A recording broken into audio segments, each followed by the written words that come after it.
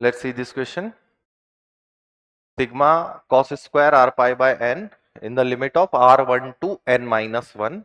ये समीशन निकालना है सीरीज का। तो जो कंसेप्ट लगेगा वो आपका फॉर्मूला लगेगा, formula for sum of cosine series when angles in AP.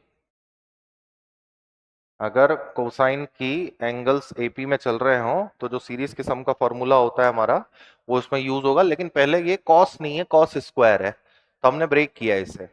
Cos square theta को आप लिख सकते हो 1 प्लस कॉस 2 थीटा बाई 2।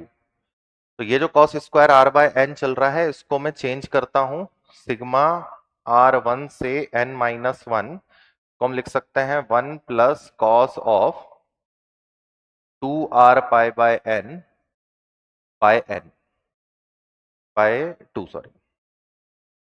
अब देखिए, अब इस समीशन को अगर ओपन करते हैं तो 1/2 1/2 1/2 तो मेरे पास में n माइनस 1 टाइम्स आना है। उस n माइनस 1/2 को हमने अलग कर दिया।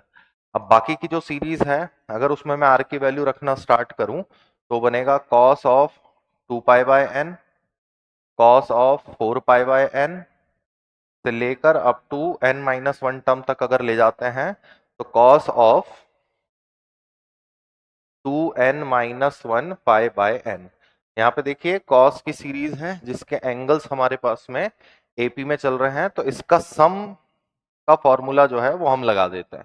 सम का फॉर्मूला हो गया आपके पास में cos of A 2 pi by n plus n minus 2 into D by 2 होता है। तो डिफरेंस चल रहा है आपके पास में कितना, 2 पाई बाय n का। तो 2 pi bye 2n into sine of n D by 2 मतलब n minus 1 into 2 pi by n into 2। ठीक है, तो 2 पाई बाय n तो डिफरेंस है, फॉर्मूले में होता है n डी बाई 2 और whole divided by sine d by 2। तो 2 पाई बाय n बाई 2। अब ये जो भी कुछ बच रहा है इसको सिंप्लीफाई करते हैं। इसको सिंप्लीफाई करने में यहाँ पे दिख रहा होगा कि cos 2 पाई बाय n में ये जो 2 पाई बाय n और 2 पाई बाय n है ये कट गया। बचा हुआ फैक्टर जो है उसमें एन एन कट के ये कॉस पाई बना रहा है। कॉस पाई की वैल्यू हमारे पास में -1 के इक्वल है। तो n माइनस 1/2 प्लस ये फैक्टर पूरा माइनस में हो गया। तो यहां क्या बचता है, यहां बचेगा minus of pi by n का अंदर मल्टीप्लाई किया मैंने तो रिजल्ट दिख रहा है आपको pi minus pi by n. और डिवीजन में भी कितना है आपके पास में sine of pi by n. ये दोनों फैक्टर आपके कैंसल आउट हो गए तो रिजल्ट में मेरे पास -1 बच गया। अब जैसे ही -1 बचता है तो हमारा टोटल रिजल्ट हुआ n माइनस 1/2।